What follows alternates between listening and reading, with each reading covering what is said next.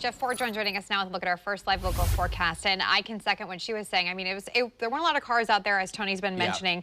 I was definitely the very, very slow driver, kind of on the right side, staying on the right, you know, the slower traffic.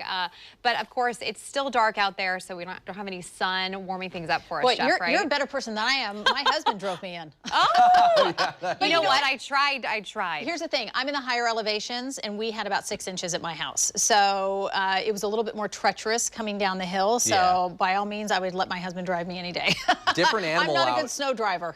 Different animal out in North Plains. Yes. And it kind of defines our area. I mean, we have so many microclimates, different elevations, different hills. So because of that, the precipitation, the snow, was distributed differently everywhere you go. And that's why it's difficult to kind of communicate what is going on out there. But just be prepared for at least some ice or some slush out there on area roads. The main highways and freeways seem to be in pretty good shape around the metro area, but it's the bridges, the overpasses, the less traveled roads that are probably where you're going to encounter some issues. Look at this. We're down to 26 now in Vancouver. The temperatures have been gradually falling throughout the morning, and Io mentioned that she wasn't having any visibility concerns. I can say the same thing for most of the region, but notice we are seeing some patchy fog form around parts of the coast and into the central Willamette Valley. We've also seen some hints of fog around parts of the northern Willamette Valley and the Columbia River Gorge, but generally speaking, we're in good shape right now around the metro area. Want to take you up to the mountain. It has been dumping over the past few days up at our ski bowl camera and up on Mount Hood. The temperature is really cold at about 4,000 feet down the slope. We're at 17 degrees at Government Camp. We're at 10 degrees right now at Timberline and 11 at Mount Hood Meadows. Of course, we need to be prepared for winter traveling conditions if you climb anywhere above sea level. The snowfall totals, or the snow depth rather, at the ski resorts is really impressive right now.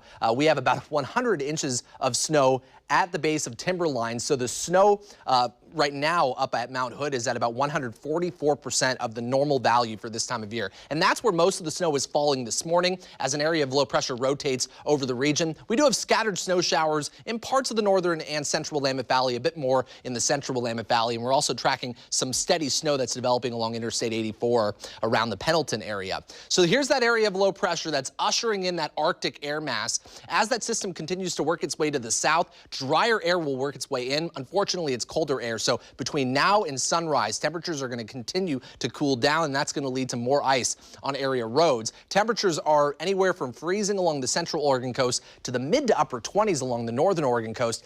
And it is downright cold in central and eastern Oregon. 2 degrees in Burns, 9 degrees in Baker City. We're at 13 in Pendleton. So anything that's falling out near Pendleton is going to be sticking and turning into ice pretty quickly. As far as precipitation goes, we're going to be watching those scattered showers wind down throughout the morning. This is 9 a.m. with not a whole lot on the radar, just a few flurries left over in the Cascades and into central and eastern Oregon. But later on this evening and tonight, another wave of moisture moves in. This is going to potentially bring up to 1 to 2 inches of snow by tomorrow morning and into lunchtime. So we'll deal with snow-covered roads, at least partially snow-covered roads, come Tuesday morning. And anything left over by Wednesday morning with a partial clearing could lead to widespread ice. I think we're going to be even cooler than that 30-degree reading at 7 a.m. Wednesday morning in Portland.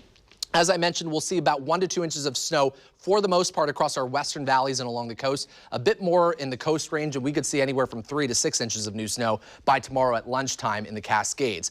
Today, though, we're kind of in between weather systems. We'll see temperatures climb into the low to mid 30s with flurries and light snow arriving tonight. That carries into tomorrow morning, but Tuesday afternoon through Wednesday, we should be in good shape. But we've got trouble traveling conditions during the morning hours with temperatures falling to or below freezing. A few more chances for a wintry mix both Thursday and on Saturday, switching over to rain on Sunday.